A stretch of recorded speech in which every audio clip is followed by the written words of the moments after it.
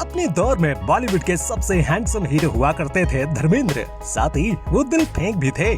हेमा मालिनी को जब उन्होंने पहली बार देखा था तो वो उन पर लट्टू हो गए थे। उस दौरान हेमा की राज कपूर की फिल्म सपनों का सौदागर से वो लॉन्च हुई थी। फिल्म तो ज्यादा चली नहीं थी, लेकिन हेमा मालिनी की खूबसूरती के बड़े चर्चे हुए थे। एक फिल्म के प्रीमियर पर धर्मेंद्र ने हेमा मालिनी को देखा था। इन दोनों की पहली मुलाकात भी कम दिलचस्प नहीं रही थी। इस पहली मुलाकात के किस्से का जिक्र हेमा मालिनी की biography Hema Malini beyond the dream girl में किया गया है। इसमें बताया गया है कि जब धर्मेंद्र और हेमा की पहली मुलाकात हुई थी, तब उस दौरान धर्मेंद्र के मुकाबले हेमा इंडस्ट्री में काफी नई थी, क्योंकि उस समय उनकी एक ही फिल्म रिलीज हुई थी, जिस वजह से हेमा को कहा जाता था कि उन्हें फिल्म के प्रीमियर्स पर जाना चाहिए ताकि लोग उन्हें देखें और उन्हें एक पहचान मिले। इसके बाद एक प्रीमियर में हेमा मालिनी को चांद की तरह तैयार किया गया था।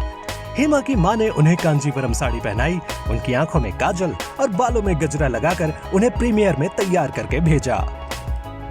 जब हेमा प्रीमियर में पहुंची तो फिल्म के इंटरवल के दौरान उन्हें स्टेज पर आने के लिए कहा गया।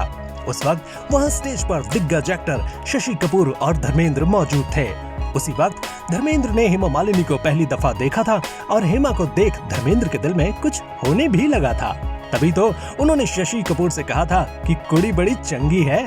धर्मेंद्र की ये बात हेमा मालिनी ने भी सुन ली थी, लेकिन उन्होंने ऐसा दिखाया नहीं। हालांकि इसके बाद जब हेमा का इंट्रोडक्शन धर्मेंद्र से करवाया गया तो वो इस बात को याद कर स्टेज पर ही शर्मा गई थी। ईयर 1970 में धर्मेंद्र और हेमा ने शराफत नाम की फिल्म में साथ में काम किया। फिल्म के सेट पर धर्मेंद्र हेमा के प्यार में पड़ गए। हेमा को भी हैंडसम धर्मेंद्र बहुत पसंद थे। 70s के दशक में इस जोड़ी ने एक साथ कई फिल्में की और फिर इनका प्यार परवान चढ़ता रहा। उस दौरान धर्मेंद्र 4 बच्चों के पिता थे, लेकिन फिर भी हेमा उनके प्यार में पड़ गईं। फिल्म शोले की शूटिंग के दौरान तो धर्मेंद्र ने इसलिए ठाकुर का रोल नहीं किया क्योंकि उन्हें डर था कि कहीं संजीव कुमार उनसे हेमा मालिनी को ना छीन लें। उस दौरान हेमा को पसंद करने वालों में से धर्मेंद्र ही नहीं बल्कि संजीव कुमार और जितेंद्र भी थे।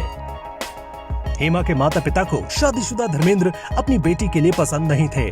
फिल्म के सेट पर हेमा के पेरेंट्स उन पर नजर रखते थे, लेकिन धर्मेंद्र भी कम नहीं थे। वो कैमरामैन, स्पॉट बॉय और तमाम टेक्नीशियंस को गलती करने के पैसे देते थे ताकि हेमा के साथ उनका शॉट बार बार फिल्माया जाए।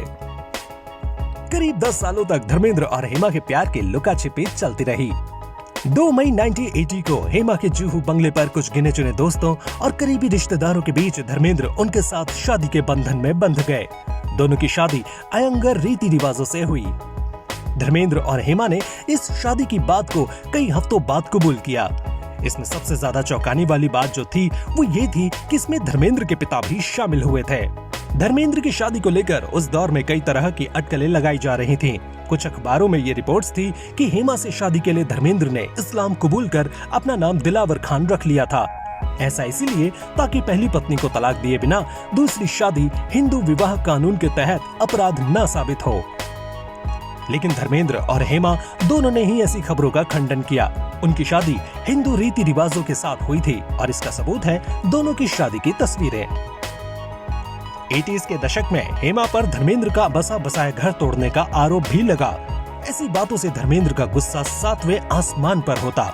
धर्मेंद्र के हाथों उस दौर में कई पत्रकारों के पिटने की खबरें भी सुर्खियों में आईं, लेकिन सार्वजनिक तौर पर धर्मेंद्र के परिवार की तरफ से विरोध का कोई सुर नहीं सुनाई दिया। कहा जाता है कि समझौते में धर्मेंद्र के माँ बाप ने बड़ी भूमिका निभाई, वरना पहली पत्नी की एक शिकायत पर जेल तक जा सकते थे धर्मेंद्र। शादी के बाद हेमा धर्मेंद्र के बंगले में तो नहीं गईं।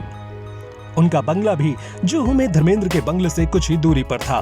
दोनों परिवारों का एक दूसरे के घर आना जाना आज भी नहीं है, लेकिन धर्मेंद्र दोनों ही बंगलों में अपनी मौजूदगी बराबर बनाए रखते हैं। धर्मेंद्र और हेमा जानते हैं कि उनकी जिंदगी शादी के बाद एक आम पति पत्नी की जैसी नहीं रहेगी। धर्मेंद्र ने हेमा से दूसरी शादी जरूर की, लेकिन पहली पत्नी का साथ भी नहीं छोड़ा।